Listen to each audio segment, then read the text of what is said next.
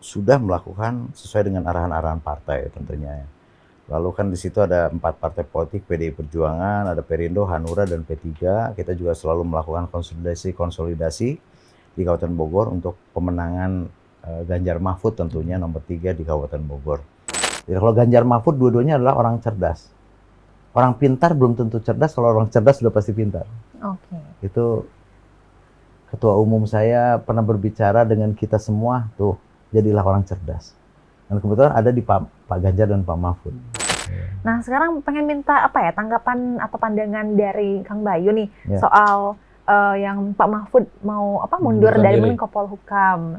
Nah menurut Akang apakah itu emang sudah langkah yang tepat dan mungkin pasangan-pasangan calon presiden lain mengundurkan diri dari jabatannya serupa seperti Pak Mahfud atau gimana? Karena 02 pun begitu ya. Iya, diminta juga buat mundur dari wali kota, kemudian Caimin juga dari DPR katanya gitu ya.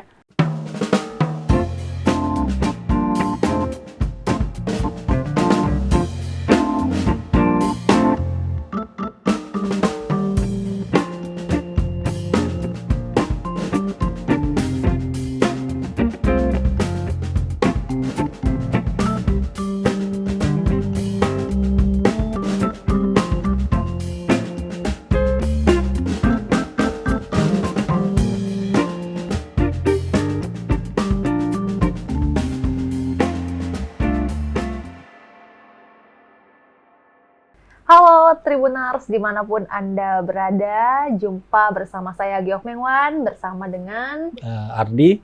Kita akan ngobrol di dalam Tribun Talks kali ini. Kemarin-kemarin kita kedatangan tim dari mana? Tim kampanye dari mana?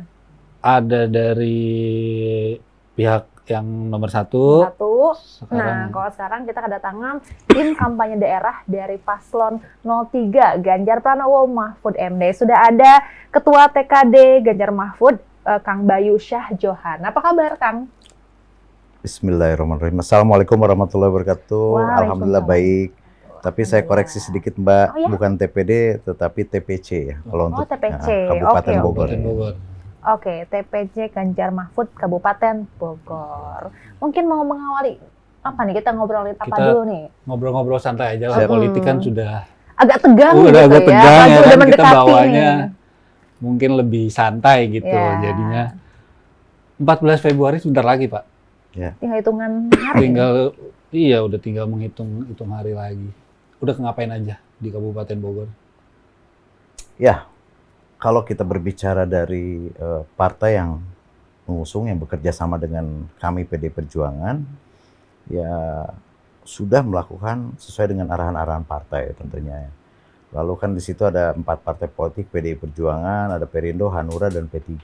Kita juga selalu melakukan konsolidasi di Kabupaten Bogor untuk pemenangan Ganjar Mahfud tentunya nomor 3 di Kabupaten Bogor. Meskipun sampai dengan saat ini ya tentunya kita melihat bahwa PDI Perjuangan ya yang masih paling gencar gitu kan. Nah yang mereka juga yang lain gencar kan, tapi kita juga sudah mengingatkan bahwa Ganjar Mahfud ini bukan miliknya PDI Perjuangan, akan tetapi milik negara bangsa ini, potensi yang betul-betul harus bisa dimenangkan oleh tim pengusung dari 4 partai tadi. Gitu Mas Ardi. Oke. Kabupaten ini termasuk wilayah daerah pemilihan yang cukup unik gitu. Luas, padat penduduk, jumlah penduduknya banyak dan secara otomatis masalahnya pun lebih kompleks gitu. Temuan dari tim Akang sendiri setelah mengelilingi 40 kecamatan nih di Kabupaten Bogor, ada masalah apa Kang yang harus memang segera dibenahi gitu? Ya. Baik, itu paling tepat. Bahkan kita terpadat bukan se-Indonesia, tapi terpadat di dunia. Ini hasil kajian. Ya, kita dengan jumlah penduduk 6,2 juta jiwa saat ini, itu banyak juga melampaui provinsi-provinsi yang ada di Indonesia jumlah penduduknya. Nah, kendala-kendala di lapangan yang seperti Bang Ardi tanyakan, banyak hal. Karena cukup heterogen ya. Dari basis masyarakat wilayah timur, utara, selatan, tengah, bahkan beda semua tuh. Sangat berbeda. Bahasanya pun ada yang Sunda kasar, ada yang Sunda lemes, Betawi malah. Betawian. Dia minta ajak bahasa Sunda kagak ngerti kan. Dia taunya puun aja gitu. Nah, jadi itu salah satu kendala. Kita coba menyelesaikan, akan tapi satu hal yang menjadi pembelajaran politik untuk kita semua, dan saya sudah meminta untuk berbagai pihak, betul-betul penegakan pemilu kali ini harus pesta demokrasi rakyat yang betul-betul masyarakat itu harus diingatkan bahwa ini adalah kepentingan bangsa dan negara. Bukan hanya kepentingan sesaat, karena kelemahan di Kabupaten Bogor pragmatis. Ini dirasakan oleh kita semua setiap pemilihan kepala desa di kita. Di Kabupaten Bogor, kepala desa ya. Coba perhatikan. Dari 5 calon, yang 150, yang 175, yang 100, yang 200, yang terakhir ngasih katakanlah 300.000 itu yang menang. Jadi pragmatisme cukup tinggi. Satu daerah, kawasan, desa, kita bantu infrastrukturnya setiap tahun melalui anggota dewannya misalnya yang peduli, karena wakil rakyat adalah untuk kepentingan sepenuhnya buat rakyat. Bantu kepentingan pemudanya dan sebagainya. Di hari akhir, yang ditanya oleh dia adalah kapan memberikan serangan fajar. Okay. Nah, serangan fajar diberikan oleh oknum-oknum, itu yang menjadi patokan. Padahal kepentingan umumnya dilewati. Mereka hanya dapat 10.000, 20.000 untuk ngebahas, pindah pilihan. Baik capres kah, itu apa, dan sebagainya. Itu karakter Kabupaten Bogor. Okay. Dan itu tergambar ya oleh kita. Karena setiap survei ada 48%. Ada salah satu lembaga survei, tahu nggak usah disebutkan. Itu 48% menunggu serangan fajar. Ada 34% dari survei yang lain menunggu serangan fajar, nunggu amplop. Ini sangat prihatin. Ya, sangat prihatin, dan memang angka harapan sekolah kita dari IPM, Indeks Pembangunan Manusia di Kabupaten Bogor, salah satu indikatornya tadi itu angka harapan sekolah, itu rata-rata 7,2 per tahun. Jadi bisa dikatakan rata-rata tamat SD masyarakat Kabupaten Bogor itu. Okay. Menyedihkan sekali. Pengangguran tertinggi di Kabupaten Bogor. Padahal banyak pabrik kita mungkin terbesar di Jawa Barat, mungkin paling banyak di Indonesia. Tapi ternyata tidak menyerap. Kurang lebih 2.000. Ya, arahan instruksi perdanya pemerintah daerah 30% menyerap potensi daerah dan sebagainya. Kendalanya apa? Saya pernah mempertanyakan hal tersebut kepada Dinas Tenaga Kerja. Ya, saya tanyakan, kendalanya kadang-kadang orang Kabupaten Bogor sendiri yang nggak mau, malas untuk bekerja di pabrik. Ngapain di pabrik misalnya gitu. Nah, sehingga potensi-potensi lapangan kerja di Kabupaten Bogor diisi oleh orang-orang daerah kebanyakannya. Lampung, ya, Sumatera Selatan, dari Jawa Tengah, Jawa Timur. Tidak ada salahnya, itu keluarga besar warga negara Indonesia. Keluarga kita juga, bangsa Indonesia. Tetapi aturan-aturan itu tidak bisa ditegakkan akibat berbagai macam hal. Okay. Di kita banyak yang prasejahtera pun banyak sekali. Pengangguran banyak. Okay. Nah, untuk ya, dengan masalah-masalah itu apa yang ditawarin sama pasangan Ganjar Mahfud nih buat menangani hal tersebut? Terutama soal itu ya, lowongan pekerjaan. Nah, itu lowongan pekerjaan. Pak Ganjar Mahfud adalah orang baik, ya. Menurut saya, karena semua pasangan calon tiga-tiganya tentunya orang-orang yang pilihan di Indonesia ini. Tapi yang terbaik, masyarakat itu harus dibukakan mata hatinya, ya, oleh siapapun, dengan melihat secara langsung dan berbicara dengan hati nurani. Dan beliau juga menyampaikan bahwa lapangan pekerjaan salah satunya yang harus bisa menjadi bagian kehidupan bermasyarakat untuk kemajuan bangsa Indonesia. Sehingga lapangan pekerjaan di Indonesia dia menawarkan minimal 17 juta orang itu dipersiapkan dengan membuka investasi-investasi baru di Indonesia, ya, mungkin entah dari manapun sumber investasinya. Masyarakat Indonesia yang menganggur itu harus betul-betul bisa bekerja, terutama bagi masyarakat yang tidak mampu. Ya, keluarga miskin, keluarganya TNI Polri yang penghasilannya rendah. Artinya rendah itu yang terendah ya. Kalau cukup atau tidak cukupnya itu kan sudah dilakukan setiap tahunnya evaluasi untuk penerimaan yang terbaik ya buat TNI Polri. Sehingga lapangan pekerjaan itu memang betul-betul dibuka ya oleh Pak Ganjar, insya Allah. Belum program-program untuk menyehatkan bangsa ini. BPJS gratis ya, yang selama ini diterima oleh masyarakat, bantuan PKH yang tidak banyak tepat sasaran. Kenapa tidak tepat sasaran? Saya sampaikan. Banyak di Kabupaten Bogor, saya tidak bisa melihat daerah-daerah yang lain. Setiap saya melakukan kunjungan tadi 40 kecamatan Mas Ardi tanyakan pada saya, rata-rata mereka itu mendapatkan bantuan PKH, ya, bantuan langsung tunai dan lain sebagainya, dapat BPJS gratis, pendidikan gratis, rata-rata orang yang tidak tepat sasaran, hampir lebih dari 50%. Banyak juga itu Pak. Ya, jadi orang yang mampu dapat, orang yang tidak mampu sebenarnya yang membutuhkan itu nggak dapat. Oke, berarti itu Mbak. Ganjar Mahfud ini akan mengentaskan hal tersebut atau menyelesaikan hal tersebut dengan KTP Sakti itu ya? Betul, itu salah satu program yang nanti akan mengidentifikasi masyarakat yang betul-betul tidak mampu. Selama ini terkadang ada oknum, dia tim sukses saya waktu di desa, dia aja yang dikasih padahal mampu tidak mampunya ngebodo amat, kasihlah kartu itu. Kemudahan-kemudahan. Ada oknum di tingkat kabupaten sama juga melakukan hal tersebut. Jadi kita permasalahan kesejahteraan masyarakat tidak tuntas. Belum bisa tuntas, tapi kalau dengan Ganjar Mahfud nanti jadi, tentunya dia akan mengoperasikan tenaga-tenaga ahlinya ya, untuk bagaimana semua masyarakat yang betul-betul tepat sasaran itu bisa terwujud. Nah, tadi kan TPC ini udah menginikan program-program ke masyarakat ya, dan seperti yang kita ketahui kalau penduduk Bogor ini padat dan ya banyak beragam gitu. Nah, kenapa Ganjarnya sendiri sama Pak Mahfudnya sendiri belum kampanye ya di sini, belum ya? Nah, ini itu jadi pertanyaan yang cukup menarik nih. Kok belum sih? Sebelum sudah ditetapkannya Pak Ganjar menjadi capresnya dari PDI Perjuangan dan 4 partai politik, itu Pak Mahfud belum disandingkan pada saat itu.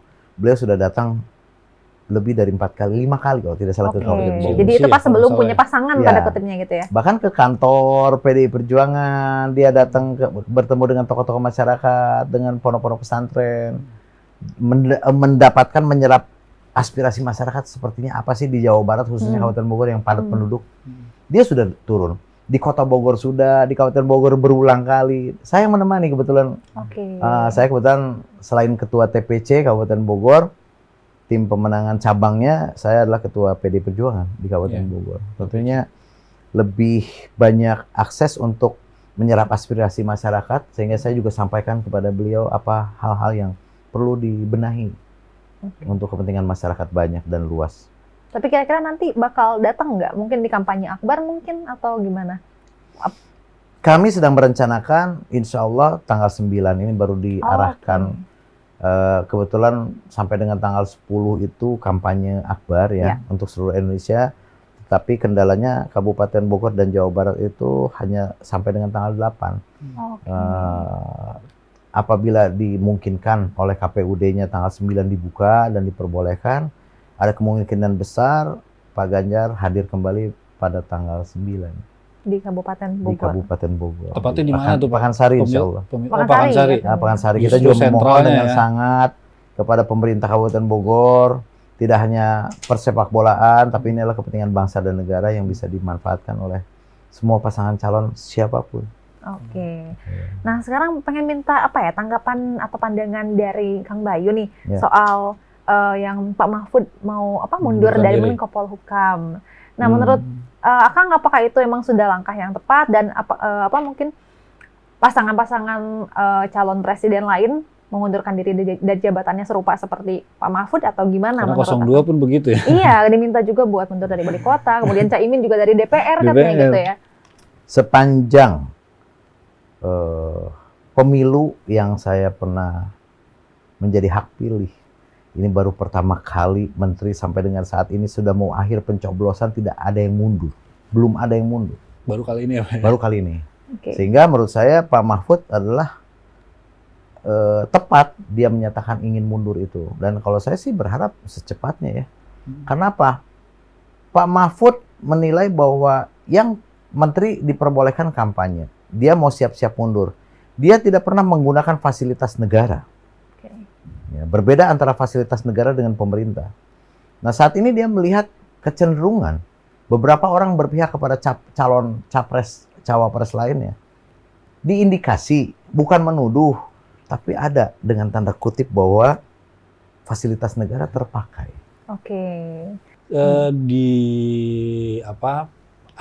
Ada anggapan bahwa Pak Ganjar ini mengerek elektabilitasnya Pak Mahfud gitu, menjadi busernya elektabilitas Pak Mahfud. Tanggapan Bapak gimana Pak? Pak Ganjar Mengerek elektabilitas Pak Mahfud gitu. oh jadi naik begitu ya, Iya. naik akibat daripada Pak Ganjar. Ya. Kalau itu saya baru dengar ya.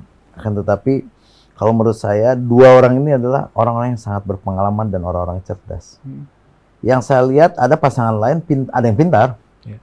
tapi nggak cerdas. Jadi kalau Ganjar Mahfud dua-duanya adalah orang cerdas. Orang pintar belum tentu cerdas, kalau orang cerdas sudah pasti pintar. Oke. Itu ketua umum saya pernah berbicara dengan kita semua, tuh jadilah orang cerdas. Dan kebetulan ada di Pak Ganjar dan Pak Mahfud. Beliau-beliau ini adalah orang cerdas. Jadi memang dianggap sebagai pasangan yang seimbang gitu ya. Seimbang, Saling sangat seimbang. melengkapi. Saling melengkapi, Mas Ardi, Mbak. Oke. Mungkin pengen tanggapan singkat aja mungkin dari Akang soal yang baru-baru ini jadi sorotan nih yang katanya presiden boleh memihak katanya. Nah, mungkin tanggapan singkatnya aja gitu. Semua orang itu punya hak pilih ya. Oke. Dan itu hak pilih itu harus bisa betul-betul dimanfaatkan untuk menentukan nasib bangsa. Kita sadar betul bahwa seorang presiden, anaknya nyalon tidak mungkin tidak mendukung anaknya. Itu secara rasional. Akan tetapi harapan kami semua calon capres cawapres menggunakan semua kemampuannya dari partai-partai politik itu dengan seadil-adilnya, dengan tidak curang, ya, tidak menggunakan fasilitas negara dan betul-betul murni, ya, membelakakan mata masyarakat untuk memilih pemimpin yang baik untuk nasib anak bangsa, anak cucu kita. Sehingga menurut saya ya, kalau secara pribadi itu hal yang wajar kalau pribadi kita bicara. Okay. Tapi kalau kita berbicara politik sangat naif dan saya sangat prihatin dengan pernyataan tersebut. Sebenarnya tidak perlu diungkapkan gitu kan, kita sudah tahu bahwa dia juga pasti nyoblos mendukung anaknya dengan beberapa kekuatan kemampuan yang bersangkutan. Tapi sudah memperkirakan belum? Ya, Kenapa? kan sebelumnya November kemarin bilang mau netral kan, Yeah. dari November, tapi tiba-tiba berubah gitu. Apakah udah Semua diperkirakan? orang itu, mohon maaf ya Mbak, yang disampaikan itu yang didengar oleh orang tuh lidahnya. Oke. Ya, jadi masyarakat itu kan tahu peribahasa yang menyerempet ke sana apa. Saya nggak mau putuskan bahwa Pak Jokowi salah atau benar. Ya, dalam kehidupan itu, ya, berpolitik tentunya kita harus punya prinsip hidup, prinsip untuk bahwa kita ini tetap dengan pendirian kita yang baik. Nah, kalau itu dianggap baik oleh dia, ya masyarakat yang menilai menurut saya gitu ya. Kalau itu anggapannya berubah-ubah, nih ya saya tegaskan lagi, kita berubah-ubah prinsip pendirian yang sebenarnya itu tidak boleh dilakukan, tapi dia sengaja ubah-ubah. Nah, masyarakat yang menilai. Oke. Patut nggak? Gitu. Kepatutan. Jadi ada asas kepatutan, ada asas etika yang harus bisa dimaknai, dan ada etika yang harus bisa dibaca oleh seluruh publik masyarakat di Indonesia dengan pernyataan setiap para politisi-politisi, negarawan-negarawan, orang-orang besar di Indonesia. Nah, saya kalau berbicara awam, ya itu saya sampaikan. Cuman masyarakat ini sadar atau enggak? Jangan terbeli oleh kepentingan sesaat. Itu yang kita tidak mau. Oke. Ya. Jadi kita Ini itu lihat. terakhir yang ingin saya tanyakan. Ya. Satu lagi nih, Ge. Karena penasaran mungkin. Apa tuh? Apa, Mas Ardi? Muncul pesimistis, Pak, gitu. Hmm. Dari beberapa pendukung Ganjar capres Mahfud. dari dua capres ini kan kita Oh, beranggapan iya. bahwa dukungan sudah diarahkan ke Salah satu paslon gitu kan, Hmm. untuk pendukung dari Ganjar Mahfud sendiri untuk meningkatkan atau menghapus pesimistis Iya, biar pendukung biar semangat itu, apalagi di detik-detik dari terakhir tim Akang nih. kumaha itu gimana? Untuk Kabupaten Bogor apa tingkat nasional? Kabupaten Bogor dulu deh. Iya, Bogor dulu deh. Khususon nih. Nih, Mbak Gege. Kalau berbicara pesimistis, ada tentunya kader kami yang sebagian bahwa wah ini udah kalah duluan gitu ya. Dengan apa yang sudah dilakukan dianggap itu kecurangan-kecurangan. Ada anggapan itu berarti kan? Ada gitu ya. Oke. Nah, kita tidak pungkiri itu. Mungkin di pasangan sebelah juga sama mungkin berpikir itu. Dan hal ini terbukti. Bayangkan 2 bulan yang lalu ada surat suara jumlahnya ratusan ribu sudah tercoblos ke capres tertentu. Bayangkan. Iya. Oke. ada yang ke Eropa, ke Amerika, dikirim ke rumahnya masing-masing juga. Itu siapa yang melakukan itu dan tahu? Di Cina Taipei, di mana gitu, ratusan ribu surat suara, ada yang ratusan, ada yang ribu, coblos. Bahkan ada di Indonesia sendiri, di daerah bukan pedalaman tapi kabupaten kota, orang lain belum distribusi, KPU belum distribusi, di salah satu tempat sudah ada gudang yang terisi itu surat suara. Ada kan? Oke. Bagaimana pembelajaran politik bagi masyarakat? Saya prihatin dan sangat sedih sekali ya, sebagai pimpinan partai yang dipercaya oleh Ibu Megawati Soekarno Putri. Kami diajarkan harus tegak lurus dengan keadilan dan kebenaran. Tapi ternyata, ya mohon maaf, kalau saya nggak ada tendensi, saya kenal Pak Gibran, meskipun dia nggak kenal saya kenal Pak Jokowi, meskipun kenapa saya mengenal itu presiden kita, itu anak presiden kita, 2 kali wali kota dari PD Perjuangan. Jadi gubernur dari PD Perjuangan. 2 kali presiden dari PD Perjuangan. Gibran dari PD Perjuangan. Bobi Nasution dari PD Perjuangan. Lihat saja masyarakat. Masyarakat menilai saja bahwa dia dilahirkan dari kami. Ya. Anak apa yang nggak tahu ya, titik-titik. Gitu. Terima kasih bagi dia sama Mas Ardi. Mau ditanya 10 jam juga saya bisa jawab. Nah, itu dia yang keterbatasan kita nih. Iya, Pak G. Mungkin apa ya, terakhir untuk menutup, satu kata kali ya untuk pendukung Pak Ganjar Mahfud kali. Satu kata atau satu kalimat gitu, biar membakar semangat itu di tengah pesimistis dan mungkin beberapa hasil survei Pak Ganjar Mahfud yang mungkin di posisi terbawah.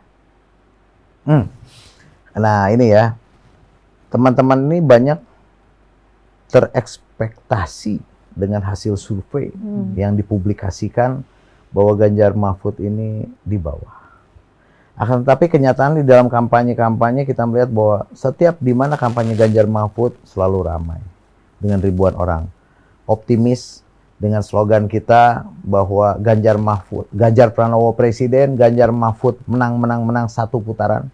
Itu menjadi slogan kita untuk kita percaya diri bahwa kita yang akan menang. Oke. 1 putaran atau 2 putaran Ganjar Mahfud insya Allah menang. Oke, itu kalimatnya. Coba sekali lagi Kang, dengan semangat gitu biar membakar semangat. Masa saya mesti berdiri nih? Aduh, boleh sih Kang. Enggak, ya jadi gitu. Saya yakin betul ya, para pengurus, keluarga pengurus dari 4 partai politik, termasuk daripada relawan dan masyarakat umum lainnya, kami harapkan pilihan terbaik untuk kita adalah Ganjar Mahfud. Kenapa? Kita sadar betul masih banyak kekurangan negara ini untuk memikirkan anak bangsa ke depan. Tentunya kita butuh orang-orang cerdas untuk yang betul-betul membela masyarakat Indonesia ini. Dan saya menilai, saya secara pribadi menghimbau semuanya untuk Ganjar Mahfud menjadi presiden dan wakil presiden di Indonesia. Terima kasih.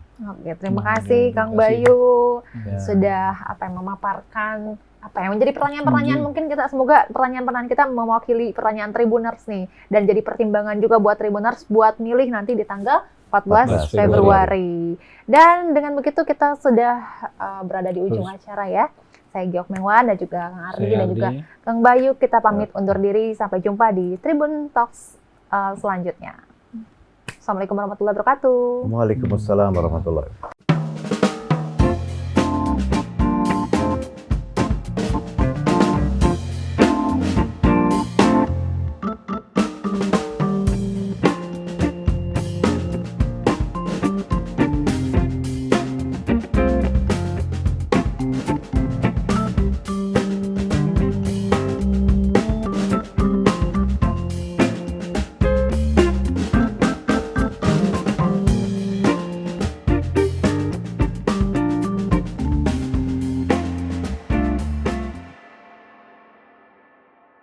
Download Tribun X sekarang, menghadirkan lokal menjadi Indonesia.